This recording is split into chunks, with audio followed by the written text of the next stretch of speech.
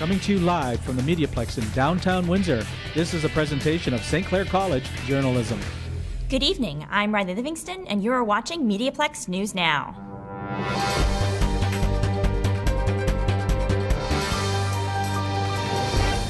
In our top story, as of yesterday, the U.S. have started lifting travel restrictions and mask mandates on airplanes and other transit modes. But Canada still remains cautious about mandates for those traveling outside of the country. Now let's join our partners at Crime Stoppers for this week's update. Here's Constable Sarah Werstein.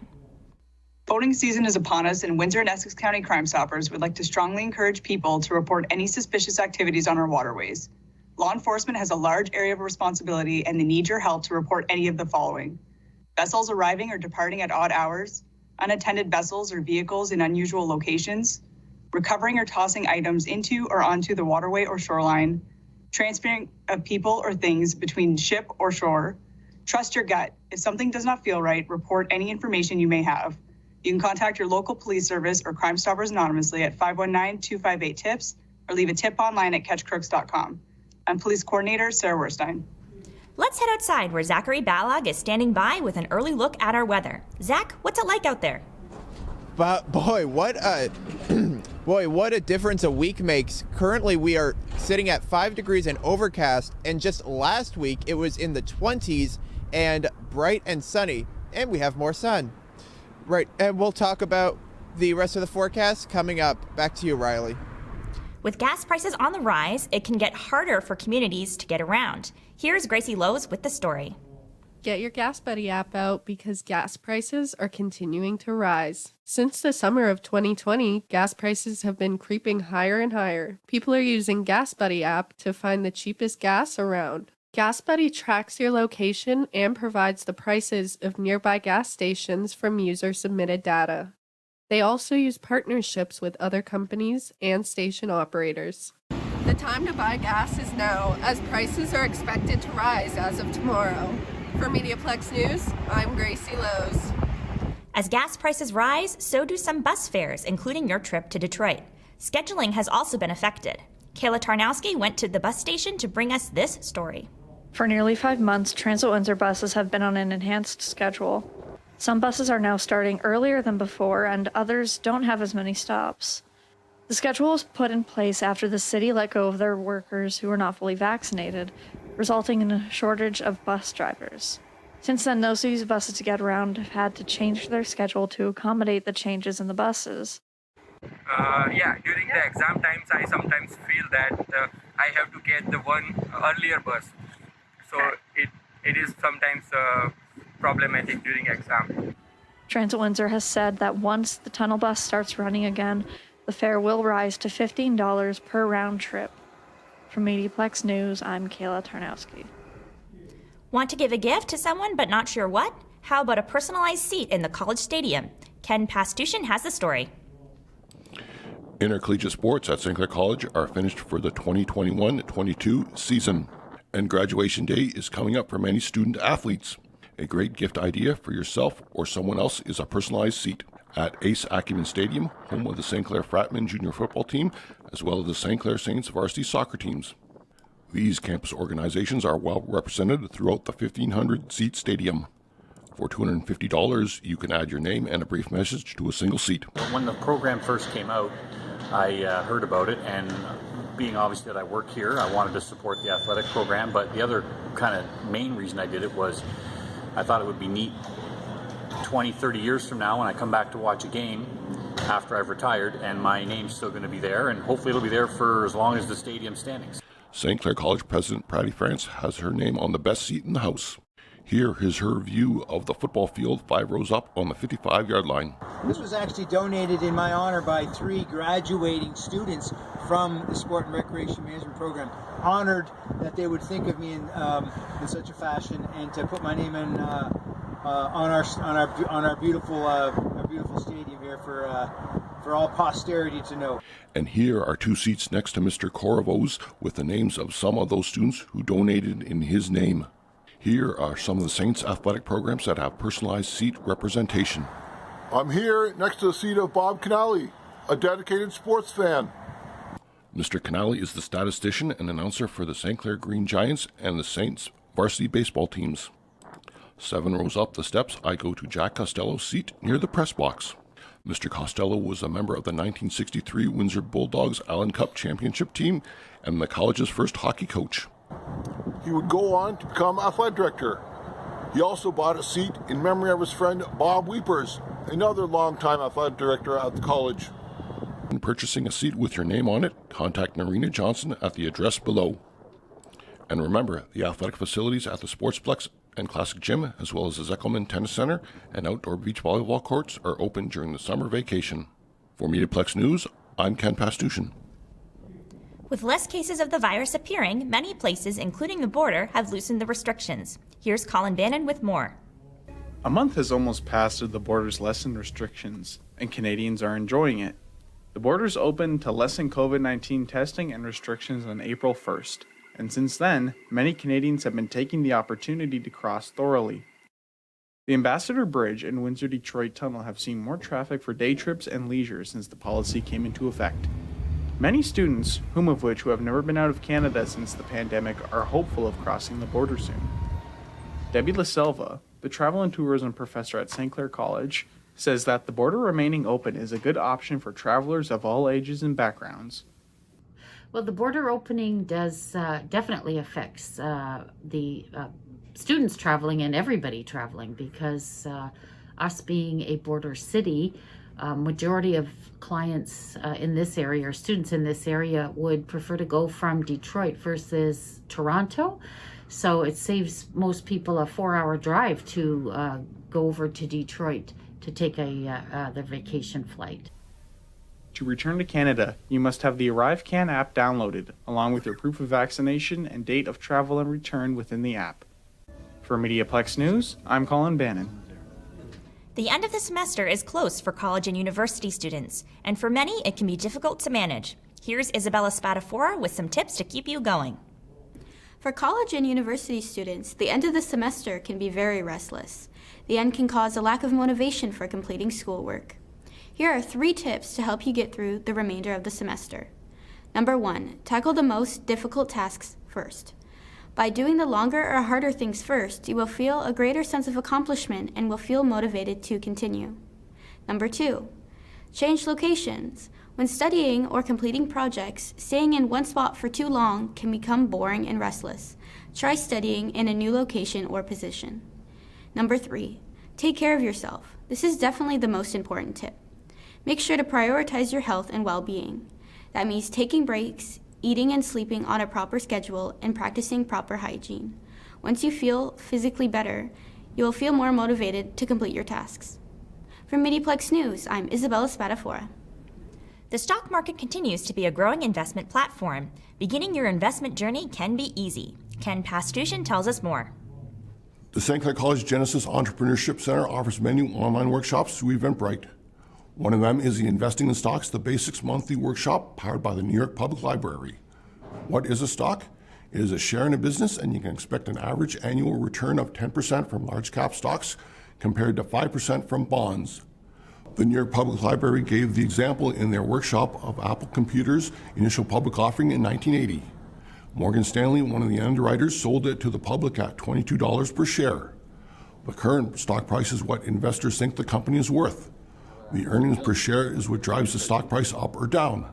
You divide the earnings for the year by the shares outstanding. The price to earnings ratio is a measurement of how reasonably priced a stock is, compared to past performance, current growth rate, competing companies, and the major stock market indexes. To learn more about the stock market, you can contact a full-service broker like Edward Jones or a discount broker like TD Ameritrade. For MediaPlex News, I'm Ken Pastushin. As we turn our attention to the spring and the outdoors, so do our students in our outdoor sports. Caleb Coulter reports. Athletes from St. Clair are getting fired up for this coming season. Deepak Thukral, a student playing for the Saints soccer team, said his team was really proud of their performance this last season, and they hope to come back even better in the coming season. Yeah, it was the first time in 5 years, I guess. They made it to the OCAA championship. We came fourth though. We lost to Humber in the semifinals and Georgetown in the semifinals for the gold medal thing. But it was nice. It was the first time they came as fourth. Thukrol said the Saints' diverse lineup has helped them place in the finals before, and they can do it again. Like players from different countries were there. There were like 3 Brazilians and me Indian. So I think we have a good chance of winning the championship. And plus, right now we're playing the indoor season. And this Wednesday we have the provincial. So we're going to fight for the gold medal again for the indoors. The Saints have been playing at the new Acumen Stadium, which was purpose-built for the Fratman football team, but it also doubles as a full-size soccer field. The $26 million stadium opened in 2020 and can seat up to 1,500 people. So watch out for St. Clair this season. The teams are coming for that gold medal. We won the championship, we won the regional tournaments against Redeemer. We even beat the Fanshawe team once. From MediaPlex News, I'm Caleb Coulter. Are you thinking of becoming an entrepreneur? With all the entrepreneurship events in Windsor, now has never been a better time to start a business. Gracie Lowe's has the story. Windsor is becoming the go-to place for entrepreneurship. Part of the reason for the increase in entrepreneurship is that more people are asking questions and attending informative events such as the Entrepreneurship Speak Her series.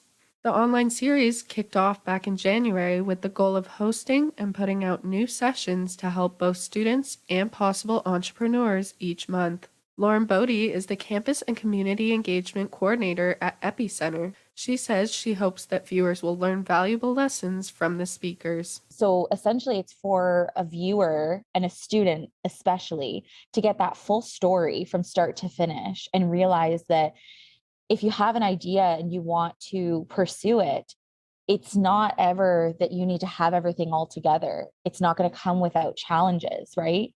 So it's really to have that open transparency really between the female founder and the listener in learning that. For more information on upcoming events from Epicenter, you can look at their website at www.epicenteruwindsor.ca. For MediaPlex News, I'm Gracie Lowe's. How's your garden shaping up? Ken Pastuchin gives us an up-close early spring sneak peek. Here is the Ford City Community Garden, the University of Windsor Community Garden, and the Erie Street Butterfly Garden. These and other Windsor-Essex community gardens do receive donations from Greener Farms in Kingsville in the form of customers' unclaimed compost. They do not believe in wasting food. And for a fee, Greener Farms will pick up your food scraps, break them down, and compost it for you to use in your garden. Dane and Ali of Greener Farms gave a gardening for and with your soil workshop at the Cheese Bar Cheese Shop in Lakeshore. I was there, and here I am in my own backyard next to the Victory Garden. We can expect frost from mid-October to late April. Here's some tips from Dane and Ali on what seeds to plant and when to plant them. Dane says cherry tomatoes are easy to care for, but need lots of water and should be planted in late spring because they don't like the frost. If you have your garden in a spot of your backyard that gets a ton of sunlight, then you want to make sure you're planting things like tomatoes and peppers and squash that can handle a lot of sunlight. Ali says basil should be planted next to the tomatoes because it repels insects. Basil is also sensitive to cold and needs to be watered often. Ali also says snap peas have lots of nitrogen and is great to plant in soil with lots of problems. You can plant peas early because they can tolerate the frost. If you have a low light area, you can do peas or lettuce or things of that nature, things that will tolerate lower light scenarios. Kale can also tolerate frost, but Dane says kale is prone to cabbage moths and suggests covering them with cloth while they're still young. And finally, Ali says nasturtium is an edible flower plant that tastes good in salads. Like basil, it can ward off pests and should also be planted during warmer weather. For MediaPlex News Now, I'm Ken Pastuchin. Let's head back outside to Zach, where he is standing by with a 3-day forecast. What's in store for us, Zach? And to answer the previous question, my garden is frozen. The more you didn't really need to know. And also, I got some warmer weather for you coming up in that 3-day forecast, so let's take a sneak peek. Wednesday, we got mainly sunny. It's mainly sunny with a high of 12. Thursday, a chance of showers in 22. Friday, showers and a high of 14. And plus, this weekend will feature highs in the upper 20s. However, you will have to dodge a few raindrops, especially on Saturday. From the chilly and very windy corner of University and Victoria, I'm Zachary Balog. Back to you. Cryptocurrency is a mystery to many of us. We have this report from Bernard Duval. The bank did it again. Raised their costs. Transactions take ages and cross-border transfers are riddled with regulations and hidden costs. Isn't there a better way of doing it? An increasing number of people are raising this question. Cryptocurrency, best known for Bitcoin, is attempting to offer a solution. But what does it offer? It's anonymous, quick or quicker than online transactions, operates on basically incorruptible software called blockchain. It's regulated by users and not the bank or government, and up to now, not taxed. Here in Windsor, Ontario, 3 different entrepreneurs specialize in the 3 different components of cryptocurrency. All 3 got into the space because of their frustration with the banking system, but mostly they've entered the $700 billion industry, hoping their respective efforts will unearth a digital gold mine. Kevin Roy, a builder by trade, mines cryptocurrency as a hobby. Well, mining is working for a reward. You want to plug in as much hashing power as you have, send it towards a coin, and you get compensated in that currency. Ian France markets and sells a coin called ProCurrency, created for a developing online shopping platform. For a coin to truly be successful in a currency, it needs users, usability, and a purpose. Joshua Ndolo, a University of Windsor economics graduate, launched the company Amani. They use the open source technology that underpins all cryptocurrencies called blockchain. We allow for cross-border transactions between 2 parties, and it's very economical. It costs about $3 when a bank would take $80. Takes you about a day when a bank would take 3 to 4 business days. Dr. Muharrem Kanyev, University of Windsor Associate Professor of Law, has his reservations about the sudden rise of this trending, unregulated private currency. What advantages does a cryptocurrency offer an ordinary consumer, and what value proposition does it provide an ordinary consumer that an existing fiat or national currency does not have? Similar questions were asked of disruptive and mostly unregulated innovations such as Airbnb and Uber, taking a combined bite of almost $1 trillion out of their respective legacy industries.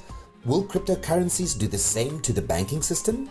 Cryptocurrency is not the first private currency, and there's a reason why they vanished. Why did government get into the currency producing business in the first place? Government didn't get into this business because they wanted to get into this business or curb freedoms. They had to get into this business because there was too much economic uncertainty involved with private currencies in the past. If it bothers you, paying 40 cents for a cup of coffee in the morning and $4 that same afternoon, advocates for cryptocurrency won't just say you're getting it wrong. They'll say you're just not getting it. Let's take a step back. Where does cryptocurrency come from and how does it work? We'll use Bitcoin as an example. A number of Bitcoins were released by the maker. As the coins are traded, the transactions are encrypted onto a ledger. The process of encryption is performed by miners, whose computers solve these encryption problems called hashes. The computer that solves the transaction block first is rewarded for its efforts with a predetermined amount of Bitcoin. The transaction blocks on Bitcoin take a minimum of 10 minutes to solve. To create a fake one, you'll need to start right from the beginning. It can never catch up to the one everyone agrees is the right one. Roy grew a profitable mining operation. The equipment he bought online with digital currency with proceeds from mining. Yeah, well, I just mine whatever's most profitable at the time. There's a calculator online. Basically, it tells me what's most profitable like at that moment. He's been averaging around $1,200 per month. Roughly 25% goes towards electricity. As long as I've been in it, it's profitable. You can make 10 times the profit one day, and then a month later, you're making a tenth. It's pretty much a game of throw the most hardware and money at it and you get a return. It was essentially designed to serve the interests of vendors. Roy doesn't agree with Kanyev that it's all a vendor-centric model with little or no value to the average customer.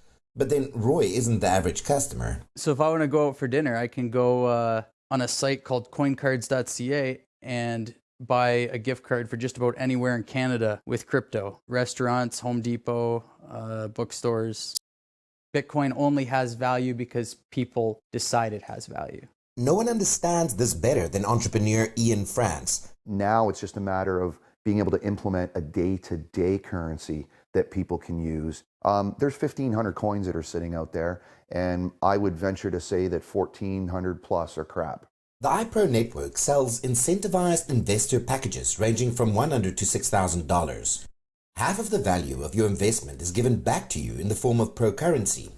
Investors are educated in how to open online storefronts where the Pro currency is slowly introduced in the form of a rebate system. They've combined this currency with the education to teach people to open their own stores, accept the coin as well, along with all the major retailers. So they've developed this ecosystem to keep people there utilizing the coin. The coin's success relies on mass buy-in. France realizes that for this to happen, he needs to forsake some of his libertarian leanings. I believe that some sort of centralization, some form of regulations will benefit the actual overall digital currency industry. In the long term, the problem that might arise in a scenario where online storefronts only accept Pro currency is monopolization, where the store is the bank, is the user's online wallet and exchange. Are we simply exchanging one set of intermediaries with another? All cryptocurrencies are trying to become more consumer-centric. A central characteristic of technological development, however, is its unpredictability. There's a development of blockchain technology which is something quite apart from the cryptocurrency aspect. And I think that is what is going to have more staying power in the long run. The potential of this digital innovation was embraced by Joshua Ndolo, a Kenyan national who came to the University of Windsor on an athletics scholarship to study economics. There was no easy way of transferring money to and from Africa. So I said, why not just try and build an app by myself with my friends? And that led to Amani. Clients have jumped at the chance of doing cheap blockchain-supported transactions on their platform. Ndolo acknowledges that cryptocurrencies are currently a speculative and dangerous trend. Because if you have so many people buying into this trend, buying into this craze, you inflate the price, and that could lead to a lot of misfortune.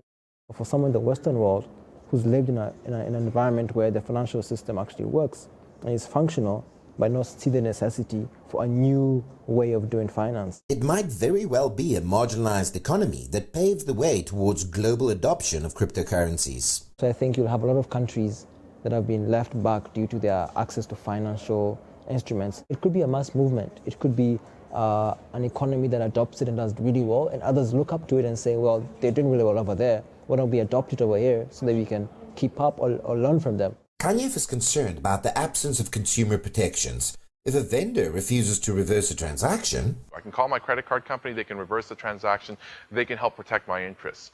If I'm buying something with cryptocurrency, I'm essentially sending cash in the mail. And I don't necessarily know who I'm doing business with. But to Ndolo, that's exactly the purpose of peer-to-peer self-regulation. So anybody who's unethical, anybody who's immoral performing transactions will all be able to spot you and maybe stop doing business with you. Until now, the banks had been doing that. They would check who was fraudulent, they would check all this stuff, but now they don't need to. We can do it for ourselves. The anonymity and absence of a central regulator are what make investing and using cryptocurrency attractive. It's not impossible that this libertarian utopia can come crashing down in the wink of an eye.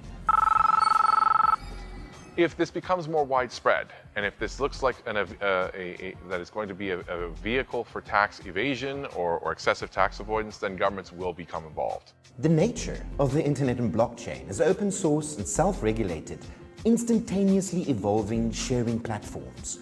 Their very existence is completely dependent on an inclusive and active participatory user community.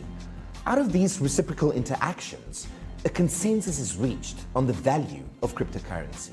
Despite looming legislation and extreme fluctuations in the value of cryptocurrency, there is money to be made, whether mining, trading, or buying shares in cryptocurrency businesses. Did You Know is a segment where Zach Balog highlights some of the more historical places around Windsor and Essex County. Here's the latest. It's a small, picturesque town in southwestern Ontario that offers unique architecture, a taste of history, and local shops. So, what is the history surrounding the town of Amherstburg? I'll tell you in this edition of Did You Know?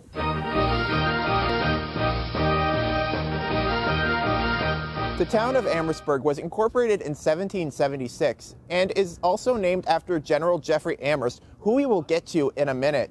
In 1796, the British established Fort Amherstburg, and refugees laid out a town site called Malden. It was General Isaac Brock who used the fort as a base to capture Detroit during the War of 1812. However, the fort was under American occupation from 1813 to 1815. Amherstburg also has a history with the Underground Railroad, and that caused the town's African American population to increase from 800 to 2,000 residents.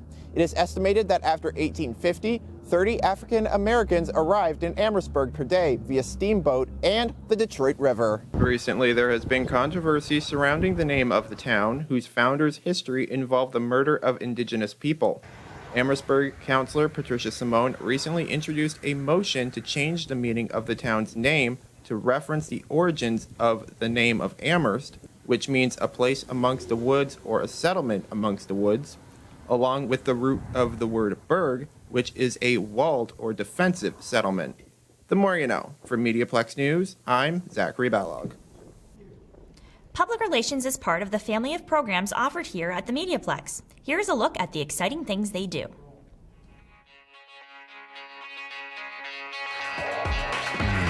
So public relations is like being a bridge between an organization and their public.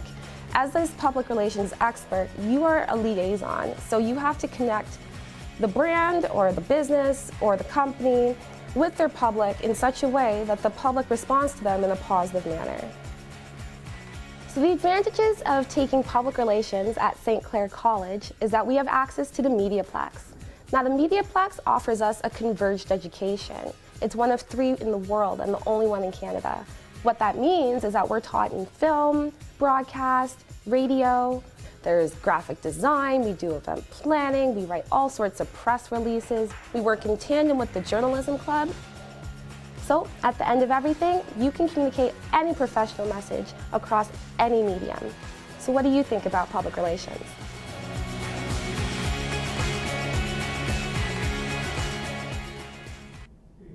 If you like what we do here, then there's more. Every Friday at noon, we are live on CJAM. That's 99.1 FM, redefining radio in Windsor, Detroit. Join myself, Zach Ballog, Maha Hussein, Donna Tuckwell, and Vienne Duchesne every Friday at noon for some news, views, commentary, and laughs. That's MediaPlex Live on CJAM, the jammin' one. Thanks for tuning in. I'm Riley Livingston, and you've been watching MediaPlex News Now.